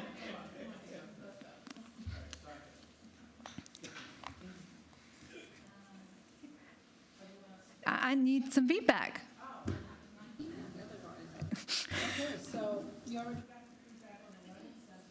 So, Eric, do you want to go down the list and give me a yes or no? That's a great, I think the learning centers. Is everybody cool with the learning center being number one? Yeah. Learning center, but Yes. then you're going to I'm sorry, attach, as Susanna said, which I agree with her, on the record, to move up the Howie Mine sidewalk pedestrian improvement, but attach the two pedestrian improvements together, because you can also make a statement that the walking ability from either to get to that learning center is needed. Do you want to help? Yeah, could I ask for clarification, which is, so are you wanting to attach that to number 2 as the Waxhaw Learning Center, or incorporate that within our number 2, which is the downtown Waxhaw roadway infrastructure? Which do you think would be better? Which one's the higher one? Whichever is best, so that we can move it up. We were just talking to, Ian and I were, about the design of this. So we can combine things, but still make sure in the design that we're outlining separate projects. So if they do look at it, they can say, oh, I just want to fund the Learning Center. I don't want to do these sidewalks, but we're giving them options, like a menu of options. In my opinion, I think it fits better and tells a better story if we're combining it with roadway infrastructure. Because ultimately it goes back to the connectivity to downtown and to that economic center. So you're bringing a really strong economic development argument. Okay. And my concern would be too that what if they decide, oh, I'm only going to give you a certain amount of money, and then if we're combining two, then all of a sudden that dollar figure is a lot higher, and then it could affect the outcome. So if you can design it in a way where it could be separate but then also combined, that might work. I think we could do that. As far as combining, to help explain that overall picture, you could tie it to more so of that downtown infrastructure improvement, which would be number 2. And then with the story, also tie in the Waxhaw Learning Center.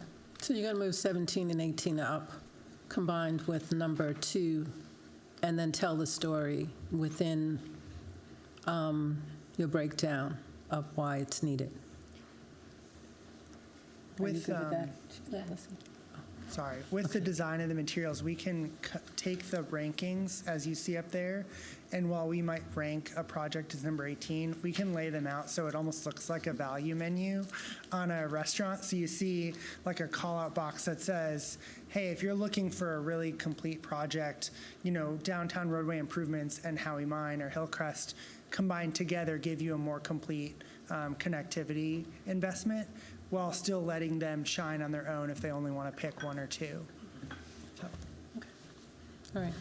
Could we move some of the infrastructure items a little higher? Like, I know that obviously Holmes Road Extension's a lot more expensive, so maybe it's less likely to get anything. But Pine Oak, Holmes Road and Pine Oak, could those go up a little? That's up to you all. It seems like we do a lot downtown, and I do want to make sure that we're remembering other areas of Waxhaw as well. Like Helms Road and Pine Oak.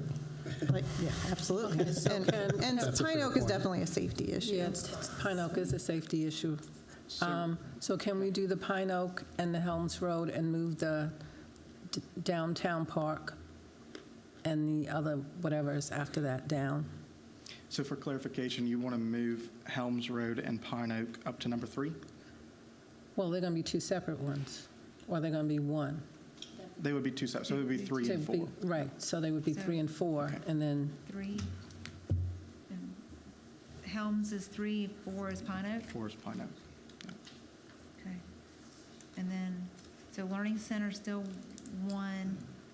The infrastructure of roadways in downtown, do you want that to be Howie Mine?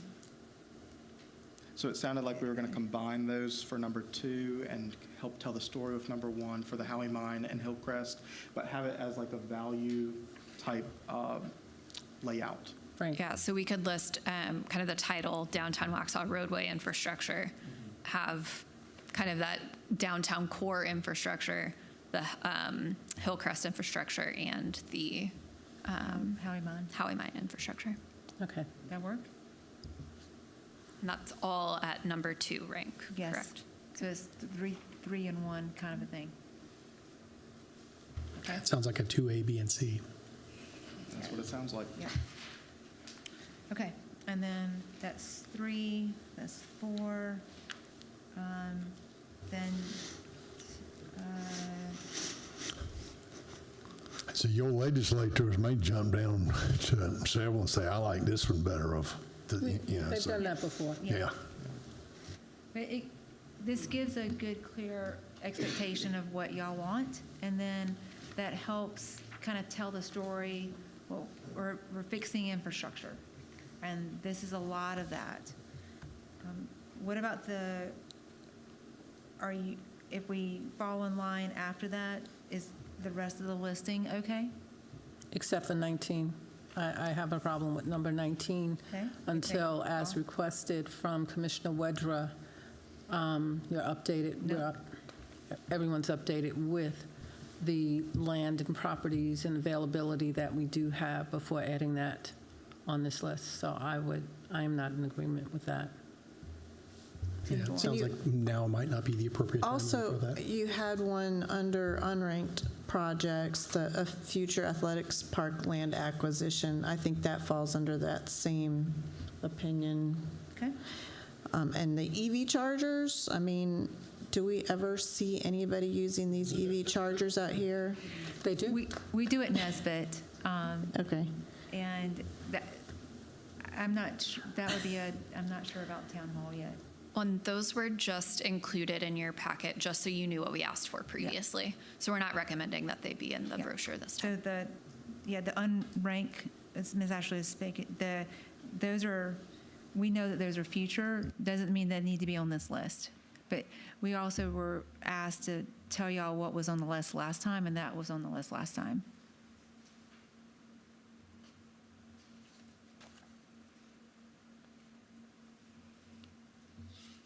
Y'all are doing good talking. Come on. Okay, so if we stay as we are, we're just a little over what we asked for, but so it looks like it might be like 15, but it's really 18. And we're taking projects. Is that one of? Okay. That sounds reasonable. So everybody's good with taking 19 off, and we're not going to talk about the unranked ones. Got smiles all around. Sounds good. Okay. Okay, we're going to get this cleaned up, and then we're going to get it to Haven, and they're going to make that awesome brochure for us, and then talk with Ms. Deborah to give her backstory on all these. So it shows the passion that we have to make sure we have the infrastructure for our citizens, and we'll go from there. Any other Sounds good. questions, concerns? And y'all answered those 2 questions. Whoop, whoop. Okay. All right, I am done with that presentation. Thanks, guys. Thank you, Dina and team. That was a good list. I look forward to seeing the final product. So you guys did say to move PD up to number 1 and 2, right?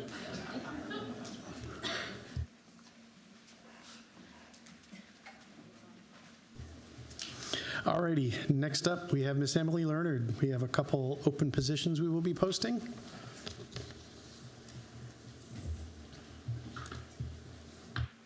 Good evening.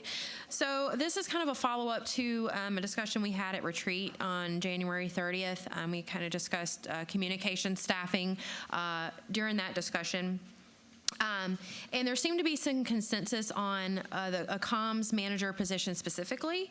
And so just here to discuss the position details on that based on feedback we received during that retreat discussion and kind of next steps from here. So based on the feedback from retreat, title of communications manager, and the feedback we received was for it not to be its own department. So that's something we could put under administration for this position specifically. So that's what we're proposing here. Reporting to the town manager. And then that salary grade and salary range associated is listed here as well. Some of the essential duties, kind of the buckets of duties that this position would be looking at is public engagement, social media management, website management, media relations, brand standards and identity, crisis communication, content creation, internal communication, and marketing and promotions. I know that's a lot of duties that would kind of all be encompassed in this role. Clicking too fast as well. So this position is already one that is in our current fiscal year budget. So this is not a request for additional funds, but this position, the comms manager position, would bring that in-house support to staff. And again, reminder that it would serve residents, businesses, visitors of Waxhaw by distributing that valuable, relevant information on various platforms. And the key piece of this is hiring for this position now would allow time for our new staff member to work with staff and Haven before Haven's contract is up at the end of June. So this is crucial for that smooth transition. Timeline. Now, this is an ideal timeline. You know, hiring processes can take longer than expected, but ideally, over the next 2 weeks, craft that job description to how we would like to see it. Post the position out by the end of the month, early March, then hold interviews end of March, early April, and then have this person hired by mid to late April. Again, this would allow this comms manager to work with Haven 2 full months before Haven's contract is up at the end of June. So the timing, that would be an ideal timing-wise. And then the recommended action here would be a motion to approve developing the job description for the communications manager position and begin the hiring process. So any questions regarding this role? Quick one, you mentioned it's in the budget. That's the FY25 budget. Correct. Has it also been included in the FY26 budgeting process? Yeah, if it's something that we're bringing, I'd say it would be included in next year's budget too. If it's something we're going with now, it's already in there, so it would just carry on to the next fiscal year as well. Okay. Mm-hmm. Any other questions, concerns? I just have a question. Sure. Where are the postings? Where do you post? Various platforms. So we always post, of course, on our website. Indeed, it goes out on social. And then some positions are position specific on where it goes out. We would, of course, can post it on the chamber website. I mean, there's multiple places we can list it so that it's out there. Okay. Do you do it with the league as well? Excuse me? The league? The league, yes. It can go out to that as well. So there's multiple places we can list it to make sure it's out there into the world and so people see it. Mm-hmm. Any other questions from the board? Very well then. I think Tracy's ready. Can I get a motion to approve the communications manager position? So moved. All in favor? Aye. All opposed? And the ayes have it. Let's go ahead and get that posted. Thank you. Thank you. Next up, don't go far. I'm not. I'm saying. The Development Services Director position. Yes, so I'll let this get queued up real quick. So this is another position that we discussed at retreat on January 30th, the Development Services Director position. Staff had recommended to combine a planning and inspections director role and an engineering role into one development services director role. So again, the title of this one would be Development Services Director. And departments, it would kind of be split like planning and engineering. So this is not making it a development services department, if you will. It's just one kind of leadership position over the two kind of departments, if that makes sense. This position would report directly to the town manager, and the salary info and grade associated is up here as well. So that's just kind of a visual up here of kind of combining those two roles into one. Again, there seemed to be consensus on and like the idea of kind of pushing this forward. So just kind of bringing this back to you for feedback and any questions. So budget and other considerations, again, currently we do have a planning and inspections director position and the engineering director position in the budget, but this would, again, be reducing this into one consolidated position. As you can see, I've listed out the salary ranges for a planning and inspections director and an engineering director. And just a little blurb about this. Combining this into one would save us upwards of $150,000. So a big savings in there, just combining these two roles into one. And again, a reminder, this would be a reunification of the planning and inspections and engineering departments under one single leadership to lead those departments kind of in the same direction because they do work so closely together all the time. And then timeline for this one, kind of very similar to the last one. Over the next couple weeks, craft that job description and then post it out by the end of the month, early March, hold interviews the end of March, early April, and then get this new development services director hired, hopefully by mid to late April again. Timelines can change. Some hiring processes take longer than others, can take longer than expected, but this is kind of an ideal timeline to get that leadership in place. And the recommended action on this one, motion to approve developing a job description for the Development Services Director position and begin the hiring process. I just want to say this was a great move, and thank you to everyone who worked on it. It was a team effort and great idea, and it does. I mean, I think it's great and kind of bringing those two departments together. They work under one single leadership. They work so closely, so it absolutely makes sense. Yeah, for overall size, it makes a lot of sense. Mm-hmm. Thank you. Any other questions, comments? Very good. Emily, we would also follow up with a request for a staff engineer, which would be sort of the boots on the ground person. So a portion of that savings would have to go towards that salary. So. Understandable. Can I get a motion then to approve the communication? No, we did that already. This is the same thing. Sorry. Can I get a motion to approve the posting of the Development Services Director position? Motion to approve developing a job description for the Development Services Director position and begin the hiring process. All in favor? Aye. All opposed? Nope. And the ayes have it. This carries. Thank you. Thank you. Good luck in that search.